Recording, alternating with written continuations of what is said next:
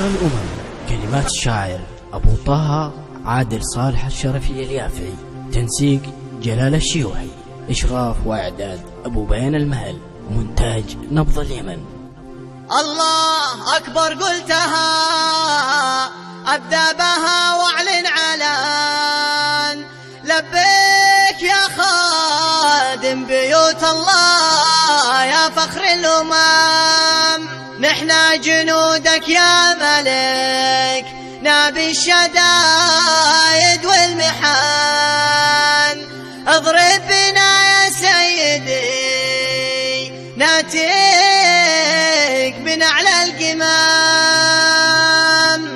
يا ناصر الإسلام في وقت انكثر فيه الفتان، لله درك يا زعيم المملكة فارس سمام.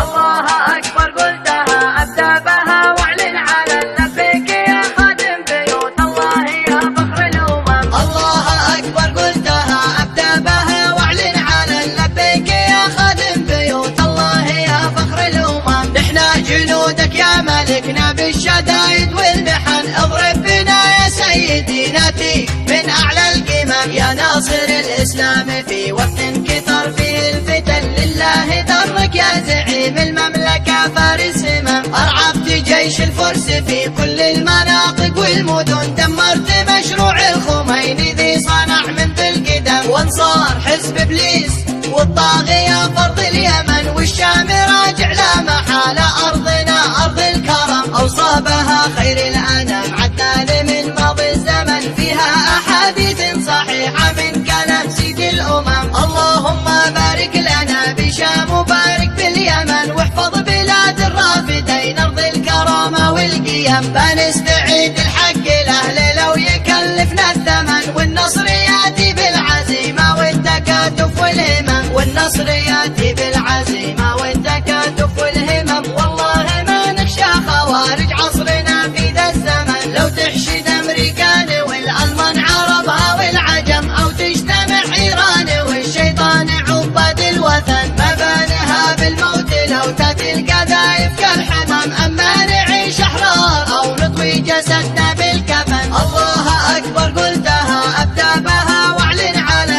لبيك يا خادم بيوت الله يا فخر الأمم. نحنا جنودك يا ملكنا بالشدايد والمحن، اضرب بنا يا سيدي ناتي من أعلى القمم، يا ناصر الإسلام في وقت انكثر فيه الفتن، لله درك يا زعيم المملكة فارس همم. أرعبت جيش الفرس في كل المناطق والمدن، دمرت مشروع الخميني ذي صنع من ذي القدم، وانصار حزب إبليس والطاغية فرض اليمن، والشام راجع لا محالة أرضنا أرض الكرم، أوصابها خير الأنام عدنان من ماضي الزمن، فيها أحاديث صحيحة من كلام سيد الأمم. اللهم بارك لنا بشام وبارك باليمن، واحفظ بلاد الرافدين أرض الكرامة والقيم، بنستعيد الحق الأهل لو يكلفنا الثمن، والنصر